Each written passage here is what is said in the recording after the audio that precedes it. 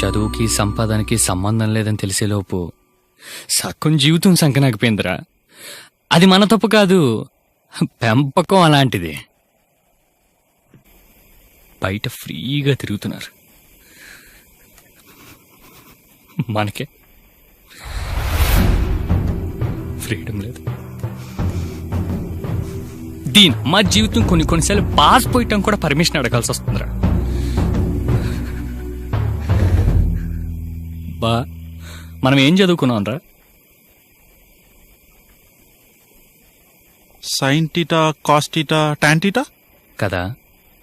మరి మనం చేసే పనేంట్రా?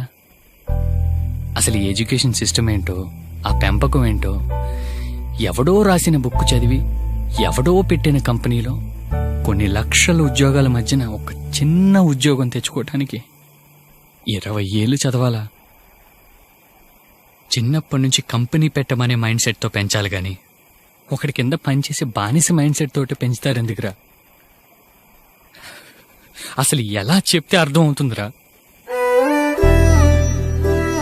వాళ్ళలాగే పిల్లలు కూడా బానిస బతకాల. ఏమనంటే మన మిడిల్ క్లాసు, మన బతుకులు ఇంతే, వారానికి ఒకసారి చికెన్ తినాలి, పండగ వచ్చినప్పుడే కొత్త బట్టలు కొనుక్కోవాలి. ఛీ, ఇదో బతుకు.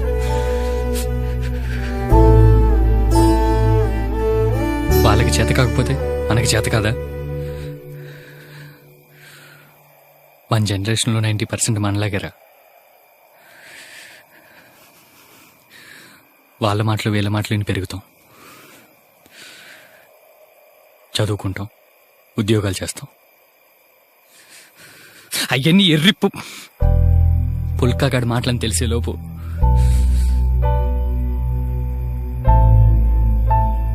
లైఫ్ అనే ఫుల్ బాటిల్లో క్వార్టర్ అయిపోతుంది. అంటే మన క్వార్టర్ని మనం తాగకుండా పక్కింటోళ్ళు ఎదిరింటోళ్ళు తాగేశారనమాట.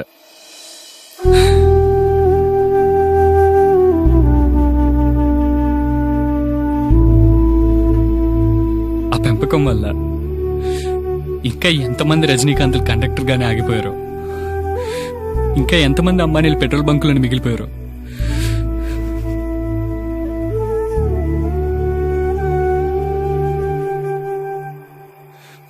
పసిపిల్లాడికి పాలు సరిగ్గా ఇవ్వకపోయినా పర్లేదురా,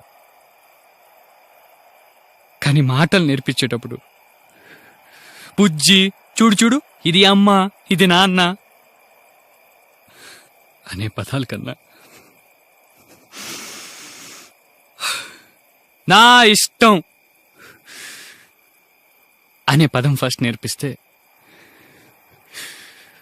127 కోట్లలో కనీసం 100 మంది సచిన్లోనే ఉండేవాళ్ళరా.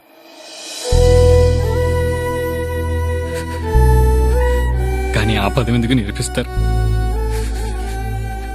అమ్మా నాన్న ఇష్టం.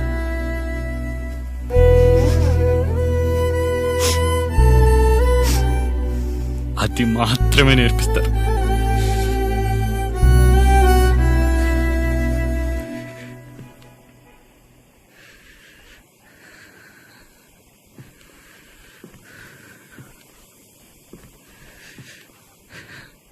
బిల్ గేట్స్కి, స్టీవ్ జాబ్స్కి సాఫ్ట్వేర్ అంటే ఇష్టం రా, అందుకే అలా రేంజ్లో ఉన్నారు.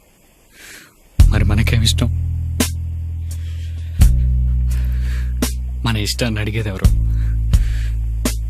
చెప్పినా వినేది ఎవరు?